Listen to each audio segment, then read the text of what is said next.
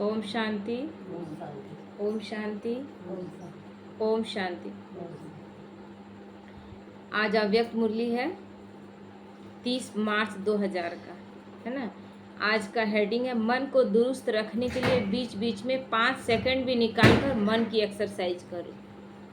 तन के लिए एक्सरसाइज हम करते हैं, योगा करते हैं या जिम जाते हैं। कुछ लोग तो जिम में अपना शरीर को परफेक्ट रखने के लिए, लेकिन शरीर को परफेक्ट रखने के लिए सबसे पहले मन को परफेक्ट रखना ज़रूरी है। तो मन की एक्सरसाइज क्या हम कर रहे हैं?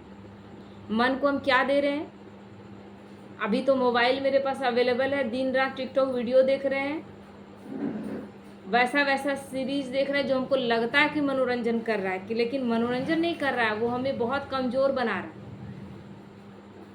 तो इसलिए मन का एक्सरसाइज बाबा आज सिखा रहा है ना। मन को एक्सरसाइज, क्योंकि शरीर को हम फ्लेक्सिबल बनाना चाहते हैं, जिस तरफ मुड़ना चाहे मुड़ जाए, उसको कहेंगे कि हाँ मेरा शरीर परफेक्ट है। तो मन के लिए हम सोच रहे हैं, मन में एक बात पकड़े हुए तो उसको छोड़ नहीं पा रहे, यानी मन कितना कमज़ोर है। कोई बात बोला है या कोई डिस्टर्बेंस आया है, कोई प्रॉब्लम आया है, बस उसी में फंसे हुए हैं, उससे हम नहीं निकाल पा रहे हैं। मन फ्लेक्सिबल नहीं है। तन फ्लेक्सिबल कर लेंगे तो क्या होगा। तो इसीलिए आज का मुरली बाबा इसी पे चलाया है। आज दूरदेशी बाबा अपने साकार दुनिया के भिन्न भिन्न देशवासी बच्चों से मिलने आए हैं। बाप दादा भिन्न भिन्न देशवासियों को एक देशवासी देख रहे हैं। है तो मतलब हम तो यहाँ बांट लिए अपने आप को। पहले तो सतयुग त्रेता में बटा हुआ नहीं था, एक ही देश, एक ही राज्य, लेकिन अभी देश बटे हुए हैं, बहुत सारे देश हैं। लेकिन बाबा के लिए क्या अलग अलग है? बाबा के लिए तो सब कुछ, सब उसके ही बच्चे। तो चाहे कोई कहाँ से भी आए हो, लेकिन सबसे पहले सभी एक ही देश से आए हो ना। तो अपना अनादि देश याद है ना। हमारा अपना जो परमानेंट एड्रेस क्या है? हाँ, तो अपना अनादि देश याद है ना, प्यारा लगता है ना वो देश। बाप के साथ साथ अपना अनादि देश भी बहुत प्यारा लगता है। बाप दादा आज सभी बच्चों के 5 स्वरूप देख रहे हैं। आज मन की ड्रिल बाबा करा रहा है। जानते हो 5 स्वरूप कौन से हैं? कौन कौन से हैं 5 स्वरूप? नंबर वाइज बताएं, इतने दिनों से कर रहे हैं। चलिए अंजुमन बताइए।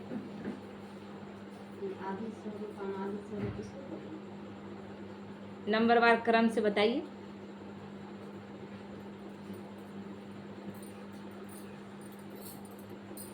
संध्या माता 5 स्वरूप को क्रमवार बताइए, नंबरवार।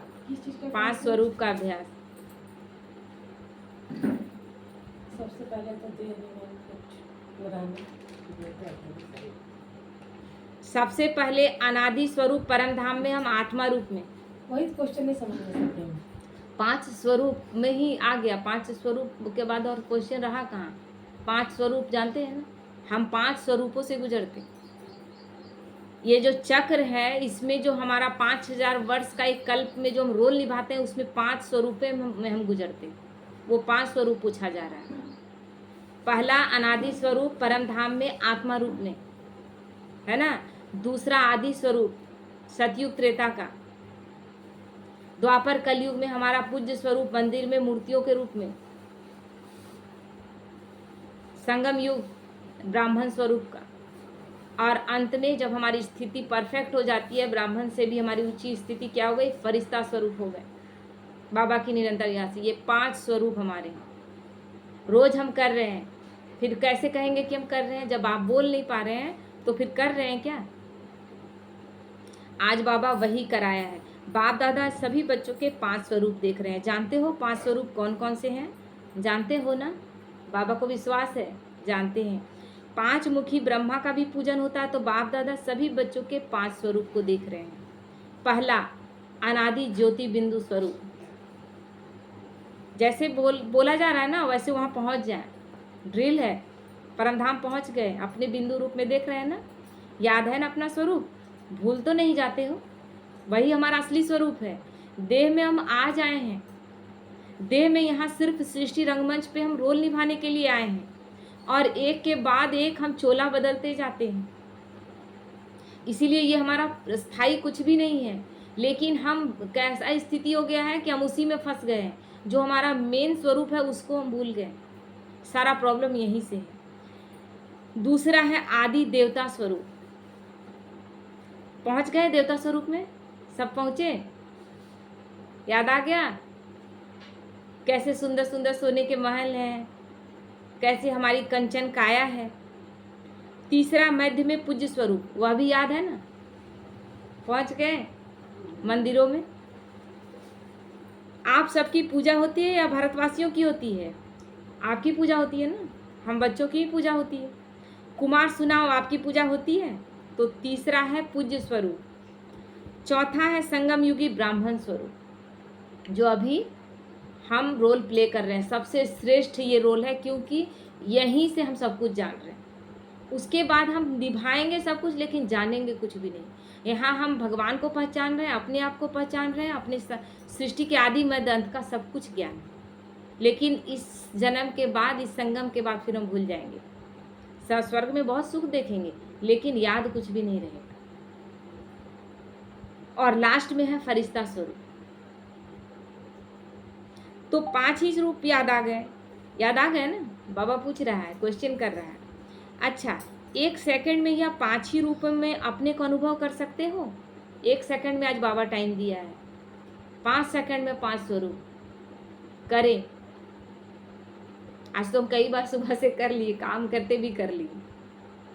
1 सेकंड में 1 2 3 4 5, जैसे जैसे 1 2 3 4 5 बोले, पांचों स्वरूप याद आना चाहिए। 1 2 3 4 5 तो कर सकते हो ना? यह 5 ही स्वरूप कितने प्यारे हैं। जब चाहो जिस भी रूप में स्थित होने चाहो, सोचा और अनुभव किया। ये क्यों करवा रहा है बाबा? ये जो बार बार करेंगे ना ड्रिल, बार बार 5 स्वरूपों को अपना ट्राई करेंगे, ये करते करते ये स्थिति हो जाएगी कि जिस स्वरूप में स्थित होना चाहेंगे वो हो जाएगा। तो मन का स्थिति अब शक्तिशाली हो गया। अब कोई बात में आप फंसेंगे नहीं। अब अभी क्या हो रहा था, जब तक बाबा का ज्ञान नहीं था, तो कोई भी बात में, परिस्थिति में फंस गए और 3-4 दिनों तक बस उसी में फंसे हुए हैं। कोई बात बोल दिया, वहीं अटके हुए हैं। इधर उधर बात करके सोचते हैं कि वो हट जाए, लेकिन नहीं हटता। और कुछ देर के बाद महसूस करते फिर हम वही हैं। तो ये मन का फ्लेक्सिबिलिटी नहीं है। हमें मन को भी फ्लेक्सिबल बना लेना है। और मन फ्लेक्सिबल रहेगा तो शरीर के लिए आपको तो एक्सरसाइज बहुत ज़्यादा करने की ज़रूरत भी नहीं है। मन फ्लेक्सिबल रहेगा, तन एकदम परफेक्ट रहेगा। तो यही रूहानी मन की एक्सरसाइज है। आजकल सभी क्या करते हैं? एक्सरसाइज करते हैं ना। जैसे आदि में भी आपकी दुनिया में, सतयुग में नेचुरल चलते फिरते की एक्सरसाइज थी। खड़े होकर के 1 2 3 एक्सरसाइज नहीं, चलते फिरते उनकी एक्सरसाइज थी। उनकी स्थिति आत्मिक स्वरूप में थी। अभी तो हमारी स्थिति है कि हम कोशिश कर रहे हैं, हम हैं आत्मा, लेकिन कोशिश कर रहे हैं अपने आप को आत्मा स्वरूप याद दिलाने। तो अभी अंत में भी बाप दादा मन की एक्सरसाइज कराते हैं। जैसे स्थूल एक्सरसाइज से तो तन तंदुरुस्त रहता है ना, तो चलते फिरते या मन की एक्सरसाइज करते रहो। इसके लिए टाइम नहीं चाहिए। अब ये नहीं बोल सकते हैं कि हमको टाइम नहीं है, बहुत काम है, 5 सेकंड लगेंगे। 5 सेकंड में क्या ऐसा हो जाएगा? बाबा कहीं से छोड़ेगा नहीं। जितना बहाना देंगे बाबा उसके लिए इतना ऐसा टीचर है ना कि वो अपने स्टूडेंट को छोड़ेगा ही नहीं। तो 5 सेकंड कभी भी निकाल सकते हो या नहीं? आप कहोगे नहीं निकाल सकते। ये कह सकते हैं क्या? नहीं कह सकते हैं। और इसको जितना बार करेंगे ना, हमारी स्थिति पावरफुल हो जाएगी। धीरे धीरे हम लाइट होते जाएंगे, एकदम हल्का। ऐसा कोई बिजी है जो 5 सेकंड भी नहीं निकाल सके? है कोई? तो हाथ उठा दो कि हम बहुत बिजी हैं, 5 सेकंड नहीं है मेरे पास। फिर तो नहीं कहेंगे क्या करें, टाइम नहीं मिलता, ये बहाना तो नहीं चलेगा। यह तो नहीं कहेंगे ना टाइम मिलता है। पूछ रहे हैं बाबा, टाइम मिलता है ना? तो यह एक्सरसाइज बीच बीच में करो। किसी भी कार्य में हो, 5 सेकंड की या मन की एक्सरसाइज करो। कुछ भी काम कर रहे हैं, 5 सेकंड में कुछ बिगड़ेगा नहीं। सब्जी भी आप चला रहे हैं, सब्जी भी नहीं जलेगा 5 सेकंड में, है ना? तो कर लेना है।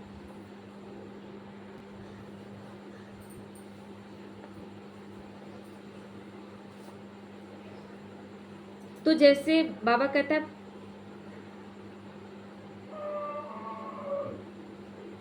तो मन सदा ही दुरुस्त रहेगा और ठीक रहेगा, ये बीच बीच में करो। बाप दादा तो कहते हैं कि हर घंटे में या 5 सेकंड की एक्सरसाइज करो, तो हो सकती है हर घंटे में करेंगे, कितना बार हो जाएगा? ये अगर रूटीन बना ले कि नहीं इस टाइम पे हमको करना है, तो आप कितना भी काम कर रहे हो उस समय कर लेंगे। 5 सेकंड बहुत ज़्यादा टाइम नहीं लगता है। शुरू में लगेगा, तुरंत तुरंत नहीं आएगा, लेकिन इतना करने का आदत हो जाएगा ना कि फटाफट आ जाएगा, स्वरूप तुरंत आ जाएगा। परमधाम में वही दिखेगा, सेक्शन में सारी आत्माएं बैठी हुई हैं और बाबा के सबसे करीब हम बैठे हुए हैं। एक देवी क्वेश्चन हैं? फरिश्ता स्वरूप तो संगम युग में नहीं फरिश्ता स्वरूप कौन सा युग में? संगम युग में ही वही तो बोल रही हूँ। ब्राह्मण, और यहाँ युग का बात नहीं, स्वरूप का बात। यहाँ युग भी बताते गए ना, सतयुग त्रेता में देवी देवता का स्वरूप हाँ। हो गया, उसके बाद द्वापर कलयुग में कुल स्वरूप हो गया, है ना? हाँ और संगम युग में फरिश्ता थी ब्राह्मण स्वरूप। हाँ। तो फरिश्ता स्वरूप कौन सा युग में? इसी युग में ना कहलाएगा। अभी हम युग के बात में नहीं ना बोले थे हम, क्वेश्चन मेरा क्या था? 5 स्वरूप। युग आपको बताते गए ताकि आपको ध्यान रहे, है ना? तो बाबा कहते हैं कि तो मन सदा ही ठीक रहेगा, दुरुस्त रहेगा। बाप दादा कहते हैं हर 1 घंटे में करो। हो सकती है, देखो सभी कह रहे हैं हो सकती है, सब बोला कि हो सकती है। याद रखना, ओम शांति भवन याद रखना, भूलना नहीं। मतलब ओम शांति भवन में बाबा आया हुआ था, बोला सब याद रखना। तो जो मन की भिन्न भिन्न कंप्लेन है ना, क्या करें, मन नहीं टिकता, मन को मन बना देते हो इसलिए नहीं टिकता। मन को मन बना देते हैं, यानी मन मतलब भारीपन। पहले बोलते थे ना 1 मन 2 मन, जैसे 1 शेर 2 शेर बोलते थे ना, तो एक उस समय मन के हिसाब से बोला। तो मन को आप भारी कर देते हो, मन बना देते हो। 1 मन का वजन करते हैं ना, पहले जमाने में पाँव शेर और मन होता था, आजकल बदल गया है। तो मन को मन बना देते हैं बोझ वाला, और यह एक्सरसाइज करते रहेंगे तो बिल्कुल लाइट हो जाएंगे। इसलिए बाबा ये एक्सरसाइज कराता है। कुछ बाबा बता देते हो। कोई चीज़ नहीं छोड़े बाबा, अव्यक्त मुरलियों में कुछ भी नहीं छोड़े। केवल हर एक दिन एक एक मुरली अव्यक्त निकाल लिया जाए तो सब कुछ बाबा बता चुके हैं। अभ्यास हो जाएगा। ब्राह्मण शब्द याद आए तो ब्राह्मण जीवन के अनुभव में आ जाओ, है ना? जैसे ब्राह्मण स्वरूप को याद किए तो अपना ब्राह्मण स्वरूप देखें, अभी के स्वरूप को। फरिश्ता शब्द कहो तो तुरंत फरिश्ता बन जाओ। पूरे शरीर को देखो कि लाइट, एकदम लाइट हम बन गए। मुश्किल है? नहीं। कुमार बोलो, थोड़ा मुश्किल है क्या? आप फरिश्ते हो या फरिश्ता शब्द कहो तब फरिश्ता बन जाओ। फरिश्ता कहो, फरिश्ता हो या नहीं, आप ही हो या कोई दूसरा फरिश्ता? हम सब ही हैं। कितने बार फरिश्ता बने हो?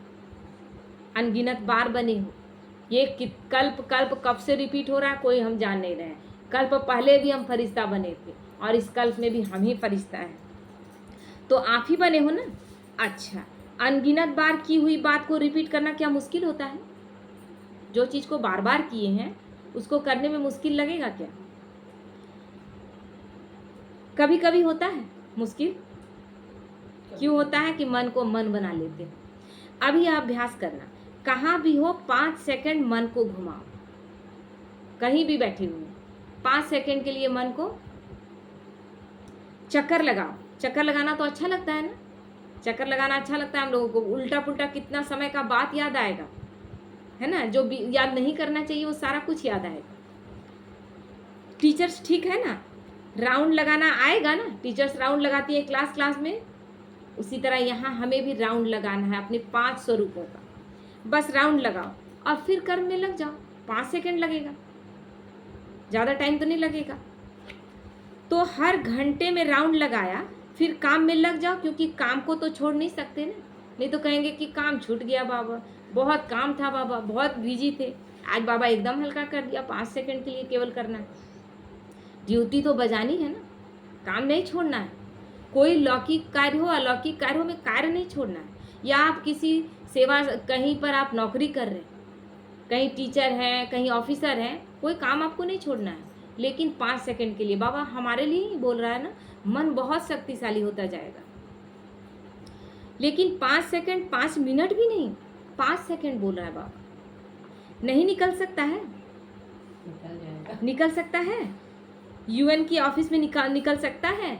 यूनाइटेड नेशन में बाबा बोल रहा है, जैसे वहाँ पर बड़े बड़े पोस्ट में बैठे हुए हैं, क्या वहाँ निकल सकता है? मास्टर सर्वशक्तिमान हो, क्यों नहीं निकल सकता है? तो मास्टर सर्वशक्तिमान क्या नहीं कर सकता? भगवान के हम बच्चे हैं, हम क्या नहीं कर सकते? बाप दादा को एक बात पर बच्चों को देखकर मीठी मीठी हंसी आती है। किस बात पर? चैलेंज करते हैं, पर्चा छपाते हैं, भाषण करते हैं, कोर्स कराते हैं, कितना कुछ कराते हैं ना। क्या कराते हैं? हम विश्व को परिवर्तन करेंगे। चैलेंज हमारा यही है, हम पूरे विश्व को चैलेंज दे रहे हैं कि हम परिवर्तन कर देंगे। मुट्ठी भर बच्चे, हम मुट्ठी भर आत्माएं, 850 करोड़ के करीब आत्माओं को बदलने का जज्बा हमारे अंदर है। या तो सभी बोलते हैं ना, या नहीं बोलते? सभी बोलते हैं या सिर्फ भाषण करने वाले बोलते? हम सब बच्चे अपने अपने जगह पर बोल रहे हैं ना। कोई भाषण केवल स्टेज पर कर रहा है वही नहीं बोल रहा है। बाबा के जितने बच्चे हैं सब अपनी जगह पर सोच रहे हैं ना कि हम विश्व को बदल देंगे। तो एक तरफ कहते हैं कि विश्व को परिवर्तन करेंगे, मास्टर सर्वशक्तिमान है, और दूसरे तरफ अपने मन को मेरा मन कहते हैं। मालिक है मन के और मास्टर सर्वशक्तिमान है, फिर भी कहते हैं मुश्किल है। मेरा मन है, मैं आत्मा मालिक हूं, तो मैं क्यों नहीं कर सकती? तो हंसी नहीं आएगी?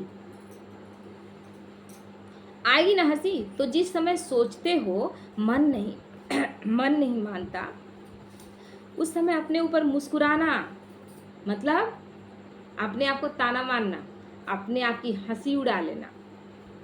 मन में कोई भी बात आती है तो बाप दादा ने देखा है 3 लकीरें गाई हुई है। एक पानी पर लकीर, ये पानी पर जो लकीर वो तुरंत मिट जाता है ना। पानी पर लकीर देखी है, लगाओ लकीर तो उसी समय मिट जाएगी, लगाते तो है ना। तो दूसरी है किसी कागज पर, स्लेट पर लकीर। कहाँ भी लकीर लगाना, और सबसे बड़ी लकीर है पत्थर पर लकीर। पत्थर की लकीर मिटती बहुत मुश्किल है। तो बाप दादा देखते हैं कि कई बार बच्चे अपने ही मन में पत्थर की लकीर के मुआफिक पक्की लकीर लगा देते हैं, जो मिटता ही नहीं। फिर कहते हैं कि मेरा स्वभाव ही ऐसा है, क्या करे, मेरा संस्कार ही ऐसा है, अब मेरा कुछ है ही नहीं, सब कुछ उसका है, सब कुछ उसको सौंप दिए। जो मिटाते हैं लेकिन मिटती नहीं, ऐसी लकीर अच्छी है क्या? कितना बारी प्रतिज्ञा भी करते हैं आपसे नहीं करेंगे, आपसे नहीं होगा, लेकिन फिर परवश हो जाते हैं। इसलिए बाप दादा को बच्चों पर घृणा नहीं आती, रहम आता है। बाबा तो घृणा करेगा नहीं, रहम आता है। परवश हो जाते हैं तो परवश पर रहम आता है ना।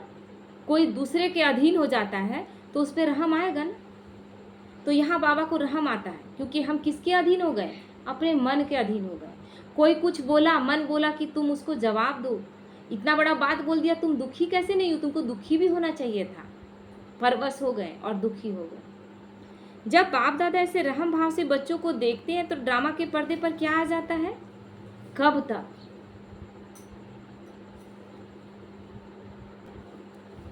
तो इसका उत्तर आप दो, कब तक? ये कब तक होता रहेगा? हम अपने संस्कारों के कब तक अधीन होते रहेंगे? कुमार दे सकते हैं, कब तक यह समाप्त होगा? बाबा सबसे पूछ रहे हैं। कुमार का मतलब ये नहीं कि कुमार, बाबा सबसे पूछ रहे हैं। बहुत प्लान बनाते हो ना कुमार, तो कब तक बता सकते हो? आखिर भी यह कब तक चलेगा? बोलो, जवाब आता है, कब तक? दादियाँ सुनाओ, दादियाँ क्या बोली? जब तक संगम युग है ना तब तक थोड़ा थोड़ा रहेगा। तो संगम युग भी कब तक रहेगा? जब फरिश्ता बन जाएंगे। वह भी कब तक? सवाल ही सवाल है बाबा का। बाबा बताएं। सब बच्चे बोले कि बाबा बताएं। फरिश्ता बनना आपको है या बाप को है? कि बाप बताएगा? तो इसका जवाब सोचना। बाप तो कहेंगे आप तैयार हैं, वो तो पढ़ा रहा है, टीचर पढ़ा रहा है। स्टूडेंट कहेगा ना कि हाँ हाँ सर हो गया, सब कुछ समझ में आ गया, अब हम परफेक्ट तैयार हो गए। ये तो स्टूडेंट को कहना है। टीचर तो अपना दे रहा है, आपको अपना ड्यूटी दे रहा है, अच्छे से सब कुछ पढ़ा चुका है। अब रिजल्ट स्टूडेंट देगा कि सर मेरा तैयारी हो चुका है, एकदम परफेक्ट हम है, अब एग्जाम आप लीजिए। आधी माला में भी हाथ अभी नहीं उठाया है। बाप दादा सदा ही बच्चों को संपन्न स्वरूप में देखने चाहते हैं। जब कहते ही हो कि बाप ही मेरा संसार है, यह तो सब कहते हो ना, कहते हैं ना कि बाबा मेरा संसार है, दूसरा भी कोई संसार है क्या? जब बाप ही संसार है तो संसार के बाहर और है क्या? क्या है? सिर्फ संस्कार परिवर्तन करने की बात है, क्योंकि संस्कारों के अधीन हो जाते हैं तो फिर बाप संसार नहीं रह जाता, हम संसार में फंस जाते हैं। जब हम अपने संस्कारों को अपने अधीन कर लेते हैं तो बाप संसार हो जाता है। तो ब्राह्मणों के जीवन में मेजॉरिटी विघ्न रूप आता है संस्कार, अपना स्वभाव संस्कार।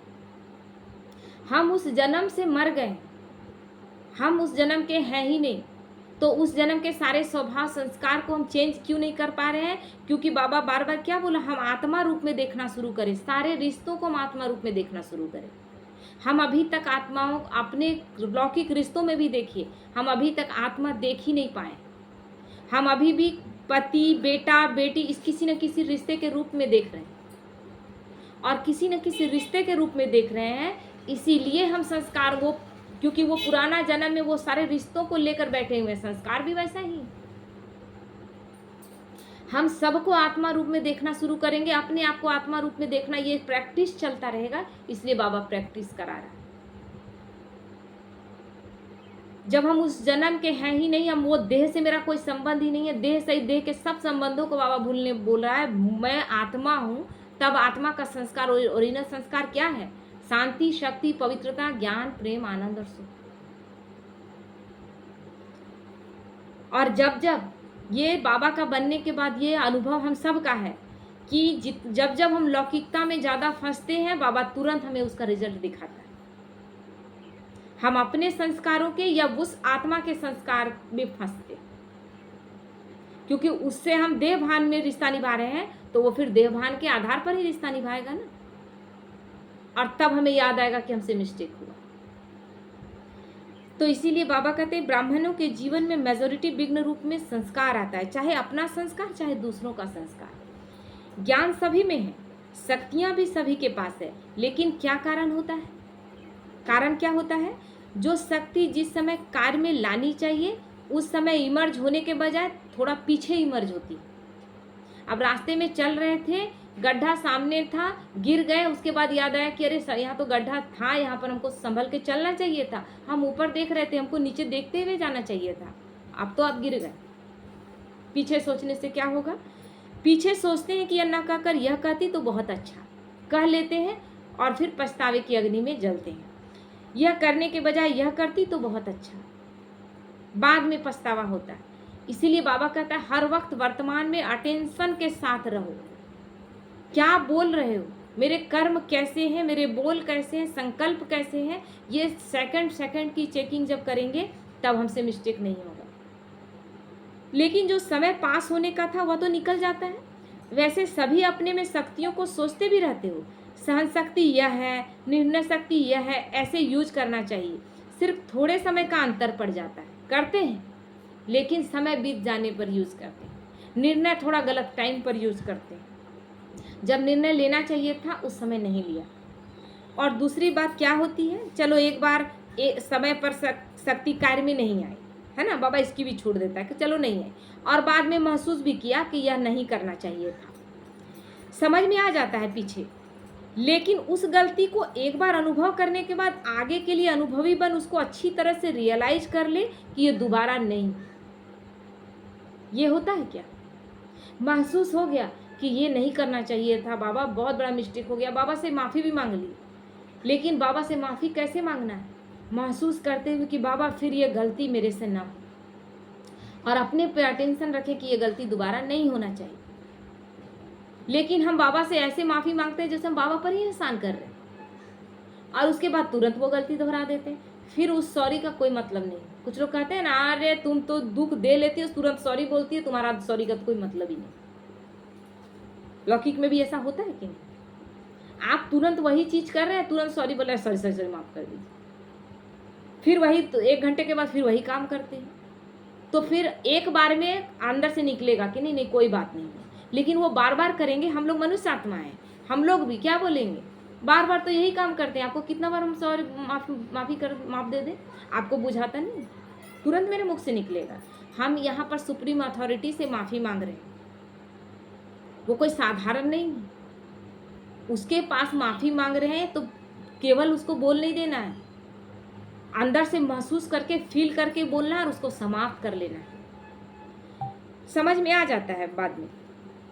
तो बाबा कहता है उस समय समझ में आता है कि यह गलती है और ये सही है, लेकिन वही गलती दोबारा नहीं हो।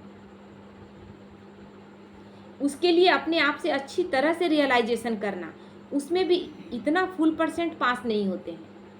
माफ़ी मांग लेते हैं और फिर वही गलती दोबारा कर लेते हैं। और माया बड़ी चतुर है। वही बात मानो आप में सहनशक्ति की कमी है, तो ऐसी ही बात जिसमें आपको सहनशक्ति यूज करना है, एक बार आपने रियलाइज कर लिया, लेकिन माया क्या करती है कि दूसरी बार थोड़ा सा रूप बदली करके आती है, आपको समझ में नहीं आता है। वही आत्मा से आपको पेपर आया था दूसरे तरह का, अब पेपर दूसरे तरह का आया, आप सोचते हैं ये पेपर है ही नहीं। माया उलझा देती है, फंसा देती है। क्यों फंसा देती है? हम स्मृति में नहीं है कि माया हर वक्त अटेंशन में है, मेरा अटेंशन में कमी है। होती वही बात है, लेकिन जैसे आजकल के ज़माने में चीज़ वही पुरानी होती है, लेकिन पॉलिश ऐसे कर देते हैं जो नई से भी नई दिखाई दे, है ना। तो माया भी ऐसे पॉलिश करके आती है, जो बात का रहस्य वही होता है। मानो आप में ईर्ष्या आ गई, है ना। ईर्ष्या भी भिन्न भिन्न रूप की है, एक रूप की नहीं होती है ईर्ष्या। ईर्ष्या एक है जो डायरेक्ट आपके मन में आ गया है और वो दूसरे को दिखने लगा है। अब आपको समझ में आया तो आप फिर भगवान से माफ़ी मांगते हैं, फिर बोलते हैं मैं ईर्ष्या नहीं करेंगे। लेकिन अब ईर्ष्या का दूसरा रूप क्या है? क्योंकि वो ख़त्म नहीं हुआ है, ईर्ष्या आपके अंदर है, तो उस आत्मा का ऐसा कोई पेपर, उस आत्मा के बारे में कहीं कुछ सुन लेते हैं तो आपका फिर चलने लगता है संकल्प, और फिर आप सोचते हैं, उस आत्मा को बोलते हैं कि नहीं, हमको लगता था ये आत्मा ऐसी है। अभी आप माफ़ी मांगे थे कि हमको ईर्ष्या नहीं करना चाहिए था, अब रूप बदली हो गया, क्योंकि अब माया आपको फंसा दी। आपको लगता है नहीं, वो आत्मा अच्छी नहीं है, तो हमको तो बोलना पड़ेगा ना, फंसाती। तो ईर्ष्या खत्म नहीं हुई थी, रूप बदली कर ली है।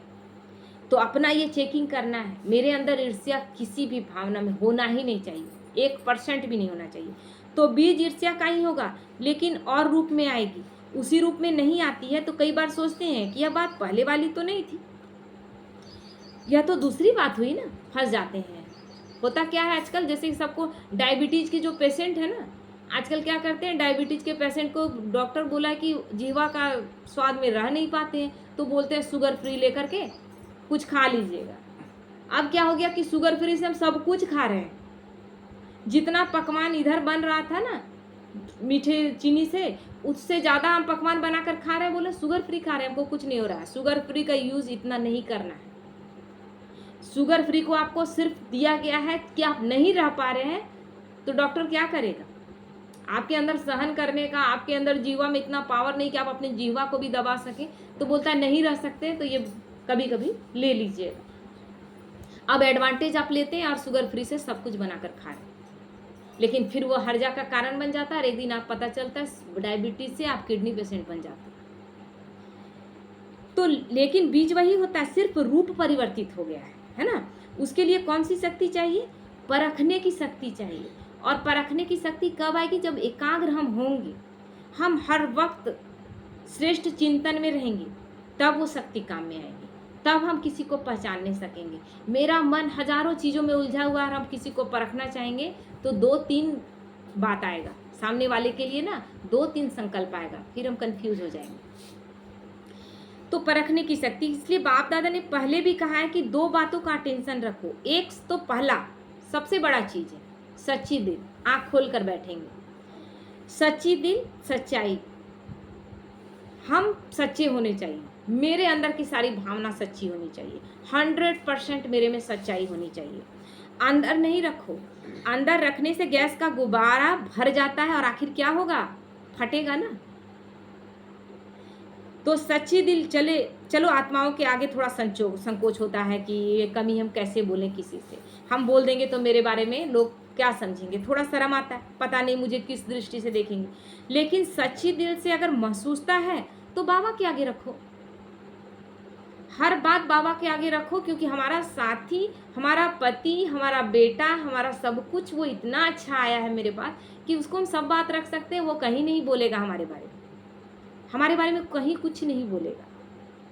इसका गारंटी है, तो हम उसके पास क्यों ना रख दें।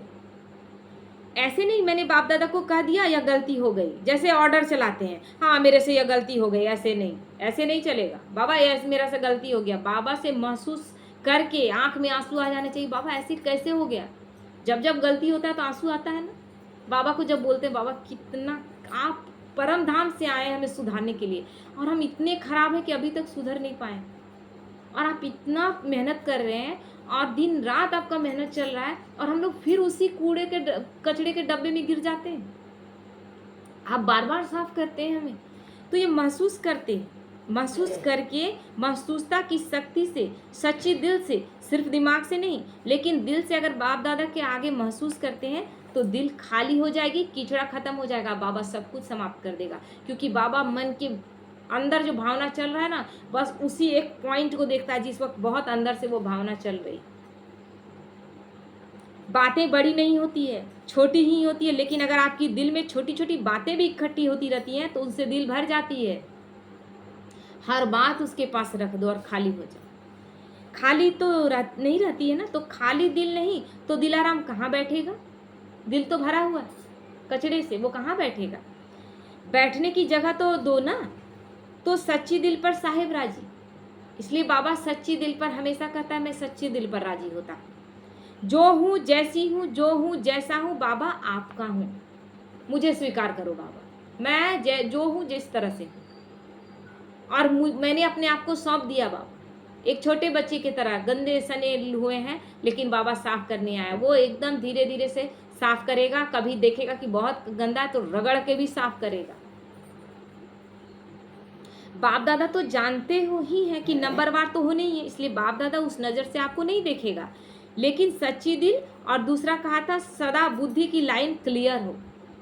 बाबा आपको कोई गलत दृष्टि से नहीं देखेगा, बाबा आपको देखेगा कि नंबरवार सब बच्चे हैं। बाबा जान रहा है, टीचर पढ़ा रहा है तो जान रहा है ना कि कौन सा स्टूडेंट फर्स्ट सेकंड थर्ड आएगा, लेकिन पढ़ाने में वो कमी तो नहीं कर देगा कि नहीं जो फर्स्ट आ रहा है उस पर हम ज़्यादा ध्यान देंगे। वो पढ़ाएगा एक जैसा, लेकिन स्थिति सबका जान रहा है।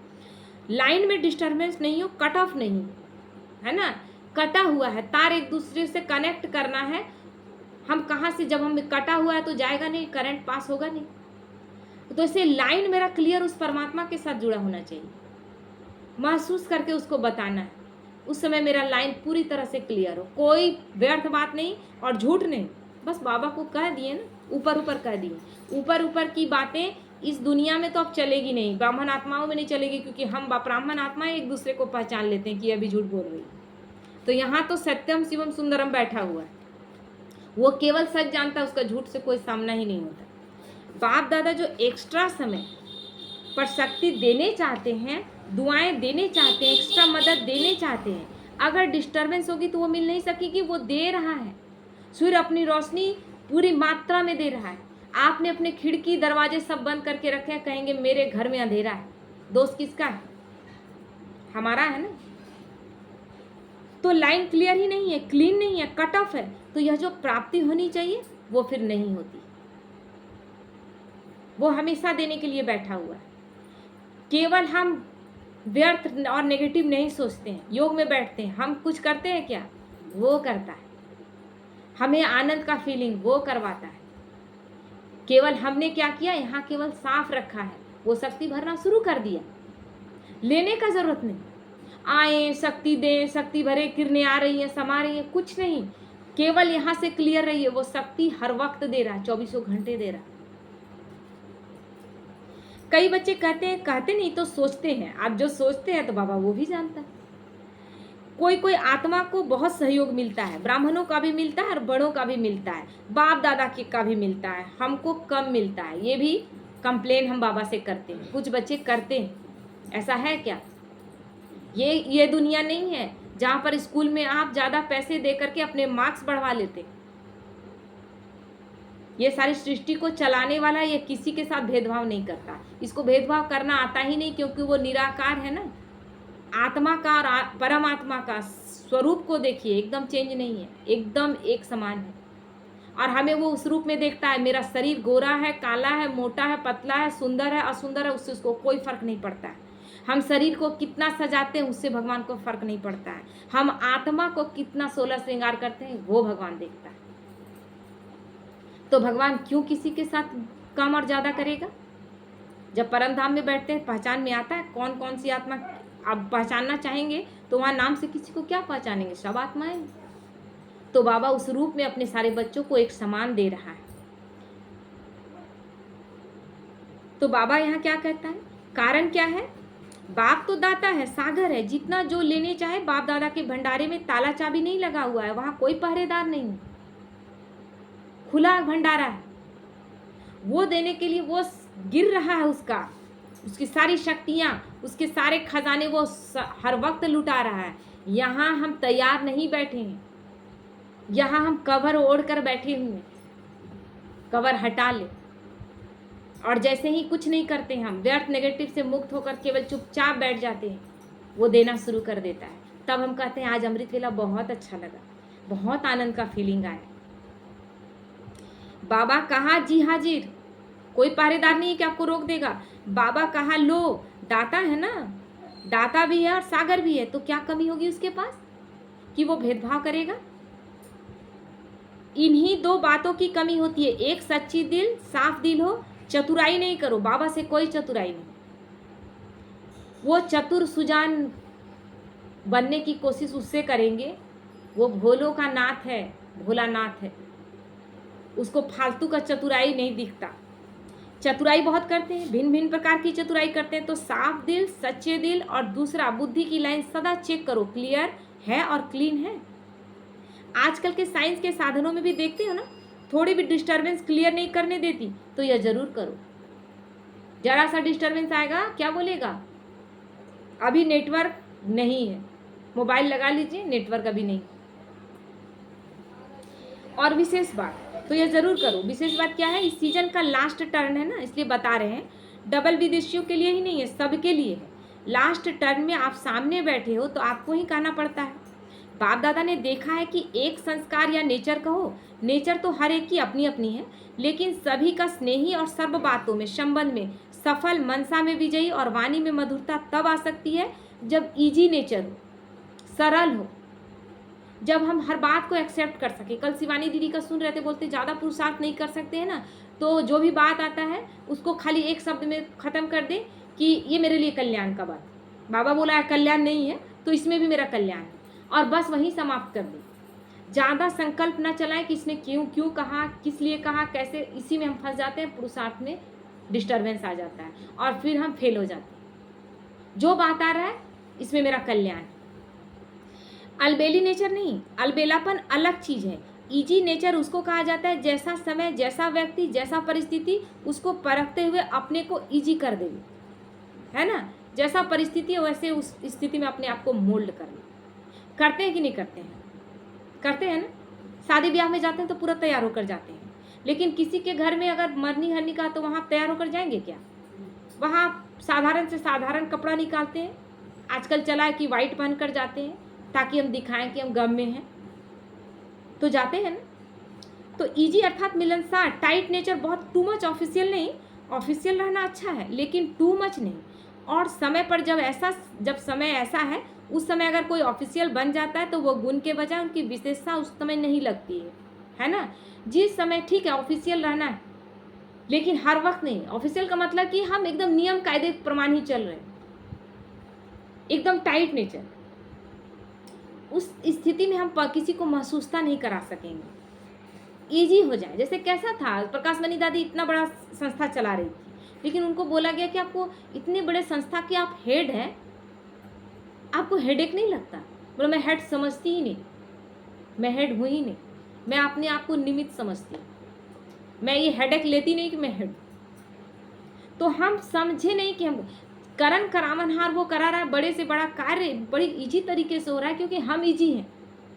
जब हम सोच लेते हैं ना कि हम ही करा रहे हैं, हमसे ही होगा, कैसे होगा, ये हम क्या हो गया, टाइट नेचर हो गया, और इसमें हम फिर फंस जाते हैं। तो अपने को मोल्ड कर सके, मिलनसार हो सके, छोटा हो बड़ा हो, बड़े से बड़ेपन चल सके। देखिए ब्रह्मा बाबा क्या करता था, जब छोटे छोटे बच्चों को गोद में लेता था, उनको कैसे उनके साथ बच्चा बन जाता था, बड़ों के साथ बड़ा जैसा, जो जैसा आता था उसके साथ वैसा फिट हो जाता था, छोटे से छोटेपन में चल सके, साथियों में साथी बन के चल सके, बड़ों से रिगार्ड में चल सके, यह सारा स्थिति हमारा होना चाहिए। इजी मोल्ड कर सके, शरीर भी इजी रखते हैं ना, जहाँ भी चाहे मुड़ जाते हैं, तो टाइट होगा तो मुड़ नहीं सकेगा, टाइट होगा तो मुड़ सकेगा क्या? शरीर को भी हम कैसा फ्लेक्सिबल चाहते हैं, जरा सा नहीं मुड़ता, बोलते क्या हो गया है ना, 30 पार करने के बाद से पैर मुड़ना बंद हो गया। क्यों मुड़ना बंद हो गया? क्योंकि हमने एक्सरसाइज नहीं किया, हमने अपने आप को ध्यान ही नहीं रखा कि शरीर जकड़ रहा है, अब जब उसको यूज़ नहीं करेंगे तो नस जाम हो जाएगा और इसीलिए टाइट हो जाएगा। तो उसी तरह मन भी है, मन पे मैंने ध्यान रखा, एक बात 3-4 दिन चली तो मन में गांठ पड़ गया, तो फिर मन को भी हम मोल्ड नहीं कर पाते, एक ही जगह टिका रह जाता है, हटाना चाहते हैं फिर वहीं चला जाता है, मुड़ ही नहीं रहा। तो बाबा इसलिए कहता है जो जैसा है उसके साथ हम वैसा, अलबेला भी नहीं है, इजी है तो जहाँ चाहे इजी हो जाए, अलबेला हो जाए ये भी नहीं। नहीं, बाप दादा ने कहा ना इजी हो जा, सरल हो जा, ऐसे नहीं करना। इजी नेचर अर्थात जैसा समय वैसा अपना स्वरूप बना सके, जब जैसा परिस्थिति है उस स्वरूप में हम ढाल सके अपने आप को। अब काम आया कि हमको पढ़ना है मुरली, लेकिन मुरली पढ़ने के लिए हमने पूरा वाइट वाइट पहनकर पूरा बैच उच लगा लिया है और अभी टाइम है आधे घंटे का, मुरली पढ़ने का अभी टाइम नहीं हुआ है, और अचानक पता चलता है कि भोग भी हम ही को बनाना है, उसमें कुछ हमको भी हेल्प करना है। अब कहेंगे कि हम वाइट तो पहन लिए, अब मेरा वाइट तो गंदा हो जाएगा, अब हम क्या करेंगे? तुरंत चेंज करेंगे, तुरंत दूसरा कपड़ा पहनेंगे। हम आधे घंटे के लिए वो भी ड्यूटी करेंगे, फिर पहनेंगे और फिर आ जाएंगे। क्या अपने घरों में हम ये नहीं कर रहे हैं? तो इसीलिए बाबा कहता है, बाप दादा ने कहा ना इजी हो जा, तो इजी हो गए, ऐसे नहीं करना। इजी होने का मतलब है इजी नेचर अर्थात जैसा समय वैसा स्वरूप हम बना सके। अब इजी हो गए तो जहाँ जो बन बुझा रहा है वैसा कर रहे हैं, वो भी स्थिति नहीं। अच्छा, डबल विदेशियों को अच्छा चांद रॉयल्टी के साथ करना है, रॉयल्टी मेरा नहीं जाए। अब रॉयल्टी का मतलब ये नहीं है कि हम कपड़ा पहन ओढ़ कर तैयार हो गए, यही केवल रॉयल्टी नहीं है। हमारा मन बुद्धि वहाँ साधारणता नहीं आए, लौकिकता नहीं आए, अलौकिकता हमको दिखे। इसलिए ब्रह्मा बाबा अगर गोबर का गोईठा भी ठोक रहा था ना, बना रहा था, तब भी उसका स्थिति क्या था कि आने वाले को उसमें कृष्ण दिखा। क्यों? क्योंकि यहाँ से स्थिति शक्तिशाली है, हम कर्म कर रहे हैं, अपनी कर्मेंद्रियों द्वारा करा रहे हैं, ये स्थिति। तो सभी को ड्रिल याद है या भूल गई? अभी सभी यह ड्रिल करो, लगाओ चक्कर, लगा लो चक्कर, एक बार चक्कर लगाया जाए। अच्छा, बाद में लगाया जाएगा। अच्छा, चारों ओर के सर्वश्रेष्ठ आत्माओं को, चारों ओर से याद प्यार समाचार भेजने वालों को बहुत अच्छे भिन्न भिन्न संबंध से स्नेह के पत्र और अपना हालचाल लिखा है। सेवा समाचार उमंग प्लान बहुत अच्छे अच्छे लिखे हैं, जो बाप दादा को मिल ही गए। जिस प्यार से मेहनत से लिखा है, तो जिन्होंने भी लिखा वह हर एक अपने अपने नाम से बाप दादा का दिलाराम का दिल से याद प्यार स्वीकार करे। बच्चों का प्यार बाप से और उससे पदम गुना बाप का बच्चों से प्यार है और सदा अमर भी है। ये प्यार जो कभी खत्म नहीं होता। स्नेही बच्चे न बाप से अलग हो सकते, न बाप बच्चों से अलग हो सकते हैं, साथ हैं और साथ ही रहेंगे। चारों ओर के सदा स्वयं को बाप समान बनाने वाले, सदा बाप के नयनों में, दिल में, मस्तक में समीप रहने वाले, सदा एक बाप के संसार में रहने वाले, सदा हर कदम में बाप दादा को फॉलो करने वाले, सदा विजयी थे, विजयी हैं और विजयी रहेंगे, ये निश्चय बुद्ध। ऐसे निश्चय और नशे में रहने वाले, ऐसे अति श्रेष्ठ सिखी लदे प्यारे ते प्यारे सर्व बच्चों को बाप दादा का याद प्यार, गुड मॉर्निंग और नमस्ते नमस्ते। हम रूहानी बच्चों की ओर से रूहानी माता पिता बाप दादा को याद प्यार, गुड मॉर्निंग और नमस्ते नमस्ते। शुक्रिया बाबा, शुक्रिया। वरदान है, हर सेकंड के हर संकल्प का महत्व जानकर जमा का खाता भरपूर करने वाले समर्थ आत्मा भव। हर सेकंड मेरा संकल्प कैसा चल रहा है, इस पे अटेंशन रखना जरूरी है। क्यों? क्योंकि कोई भी सेकंड मेरा आखिरी सेकंड हो सकता है। तो हम सोचेंगे कि सेकंड से क्या फ़र्क पड़ता है, अभी कुछ नेगेटिव सोच रहे हैं तो क्या फ़र्क पड़ता है। उसी स्थिति में अगर शरीर छूट गया, क्योंकि कोई नहीं जानता, मृत्यु लोक है, कब कौन जाएगा नहीं जानते। संगम युग पर अविनाशी बाप द्वारा हर समय अविनाशी प्राप्तियाँ होती हैं। सारे कल्प में ऐसा भाग्य प्राप्त करने का एक ही समय, यही एक समय। इसलिए आपका स्लोगन है, अब नहीं तो कभी नहीं। इस समय नहीं करेंगे तो फिर कभी नहीं मिलेगा, फिर पछताएंगे। कहते हैं ना, पीछे पछताए होत का क्या, जब चिड़िया चुग गई खेत। ब्रह्मा भाग बांट रहा था तो कहाँ सोए हुए थे, कहते हैं ना आज भी।